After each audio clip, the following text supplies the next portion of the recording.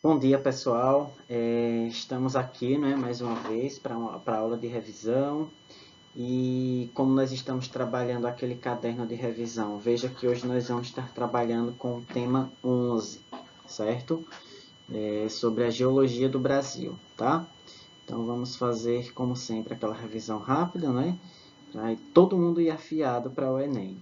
Lembrando, gente, que essa aula de hoje, ela era para ter sido ontem, né? Como eu tive problema com o computador, enfim, estou repondo ela hoje, tá bom? Então vamos lá. O que a geologia estuda? Né? O que a gente entende por geologia? Ela é a ciência responsável por estudar a evolução da superfície terrestre, tá, gente? Então, toda essa litosfera, que é essa camada de rochas, toda essa crosta, que é a camada mais superficial da Terra, enfim, a geologia é isso. Ela tenta nos dar informações de como é a estrutura da Terra e como que ela evoluiu, tá? Desde o seu início. Né?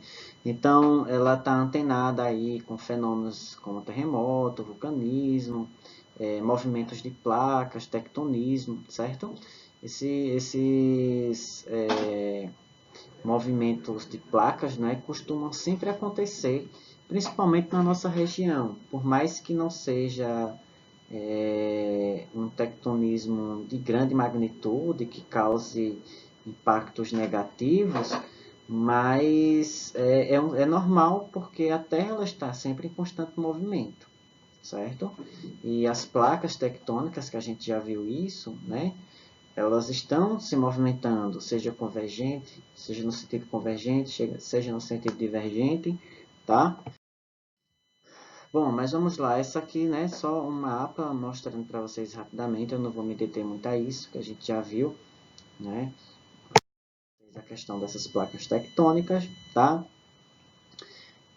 Por que é importante compreender a geologia, não é? Essas rochas? Porque é a partir dela que essa superfície que nós estamos, né?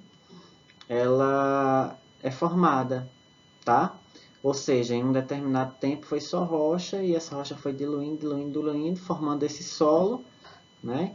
Que nós hoje estamos inseridos, certo? Então, o material que vai compor esse solo, ele está de acordo com o tipo de rocha, com a geologia daquele lugar, tá? E no caso brasileiro, nós temos aí uma geologia com 3 unidades básicas, tá?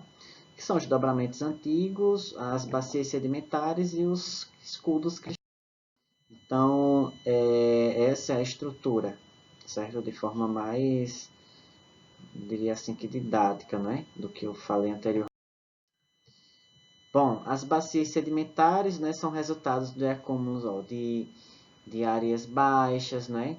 Essas bacias sedimentares elas estão aqui mais próximas ao litoral, certo? Passaram aí pelo desgaste das rochas, né? E terrenos mais altos ao longo do tempo, ok? E essas bacias sedimentares elas estão em maior parte do território brasileiro, né? E nelas a gente encontra aí alguns fósseis, tá? Os escudos cristalinos, né, são os terrenos mais antigos, tá? Erodidos e de baixa altitude, certo? Enfim, tá?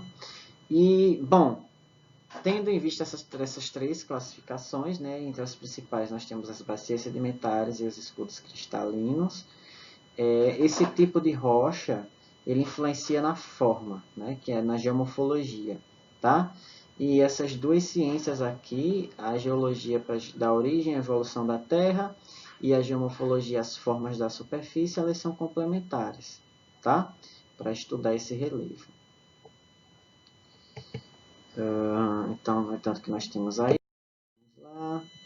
Então, o que é a geomorfologia, né? Dando sequência agora, a gente vê essa parte sobre geologia, os diferentes tipos, né, de geológicos que nós temos no Brasil e o que é que isso influencia na nossa geomorfologia, né, na nossa forma do relevo, tá?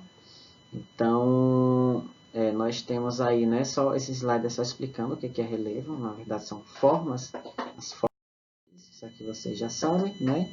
E eu trouxe aí algumas fotografias para estar mostrando isso a vocês, né?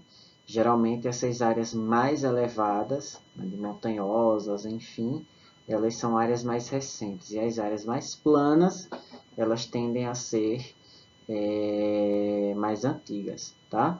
No Brasil, no Nordeste brasileiro, nós vamos ter uma diversidade muito grande de paisagens. E essa diversidade de paisagens está associada ao tipo de rocha de cada região, né? Então, no ambiente sedimentar, que é mais próximo aqui ao litoral, nós vamos ter relevos mais planos. No ambiente cristalino, nós vamos ter relevos mais movimentados, certo?